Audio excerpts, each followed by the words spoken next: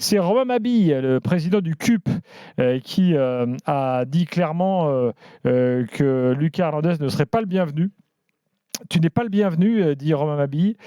Alors, pour être exact, c'est, je cite, tu n'es pas le bienvenu, virgule, le Marseillais, 3 petits points, et on te le fera savoir, dit Romain Mabille.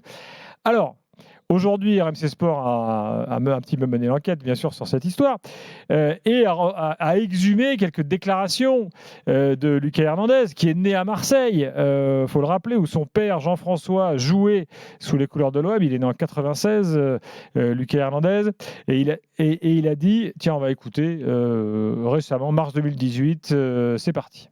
Je viens de Marseille, je suis Marseillais, ça va être un peu compliqué d'aller à Paris, mais tout peut se passer dans cette vie, mais... Franchement, personnellement, je ne pense pas qu'au jour d'aujourd'hui, ça arriverait ça. Voilà.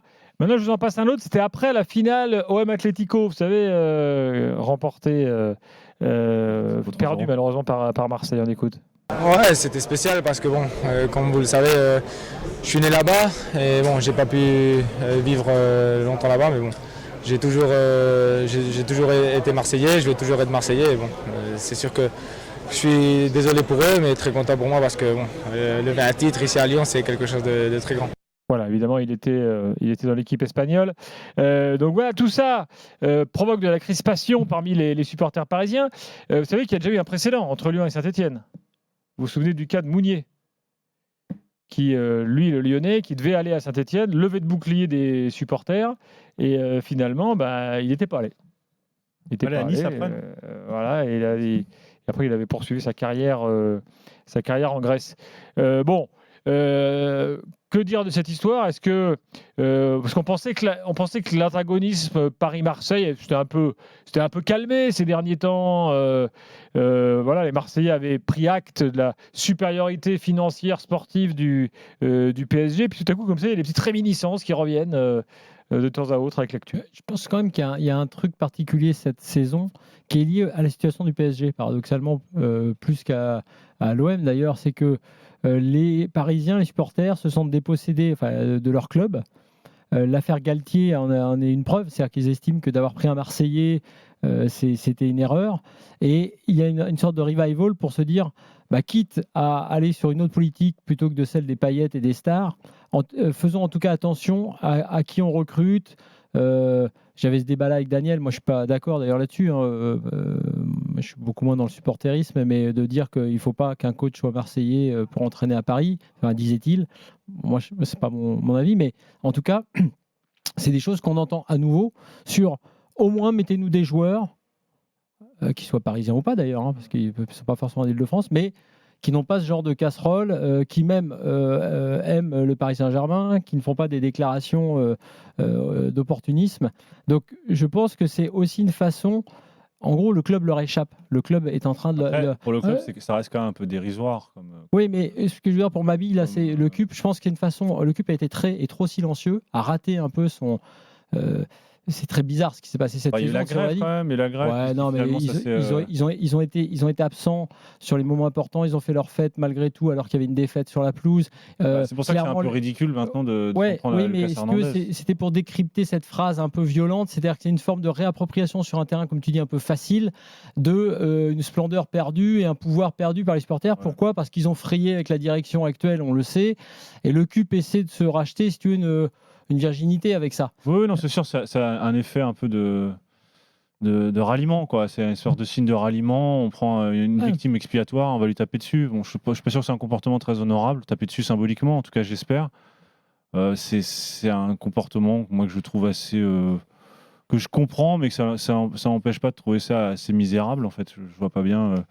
Autant, bon, il est pas très malin, Lucas Hernandez, que ce soit un opportuniste, bon, c'est pas le premier, c'est pas le dernier. Apparemment, c'est lui qui a initié le fait de venir à Paris. Hein. C'est quand même assez étonnant.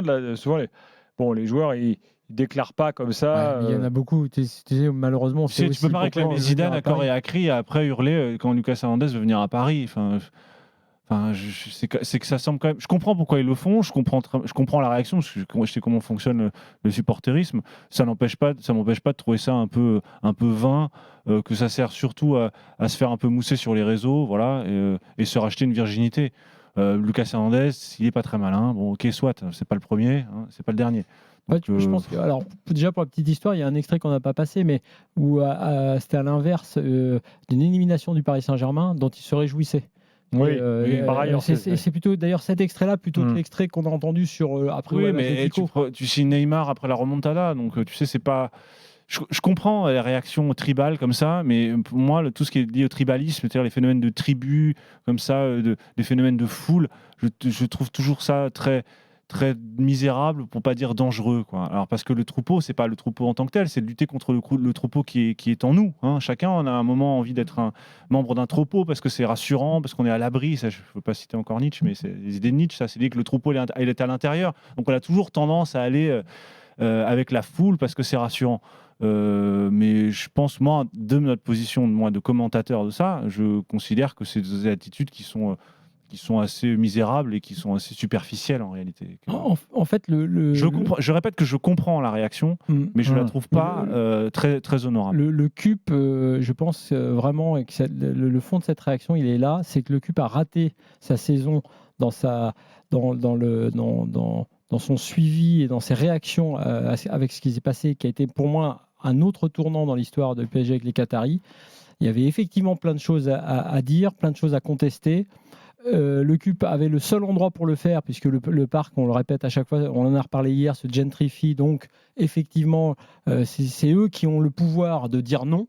En partie, et maintenant on l'a dit, le pouvoir se déplace à l'extérieur parce que ils n'ont pas pris ce pouvoir-là pour plein de raisons et des mauvaises raisons également qui sont liées à leur lien avec la direction, je le répète. Donc c'est vrai que ils veulent se réapproprier le club, très bien, ça c'est normal quand on est supporter du PSG, se réapproprier un lien fort avec le club, avec des joueurs qui aimeraient ce club, quitte à avoir des joueurs presque moins forts, ou avoir des joueurs comme Danilo qui n'était pas la recrue majeure mais qui donne tout et qui est un exemple. Bon, pour ça, pourquoi pas. Mais effectivement, aller plonger, on va dire, sur la première opportunité dans le mercato, c'est vrai que c'est un peu particulier. Et je dis à Romain Mabi, on aurait préféré vous entendre à des moments plus cruciaux dans la saison passée que là pour Lucas Hernandez. Alors, après, que tu disais, il insiste pour venir, Lucas Hernandez.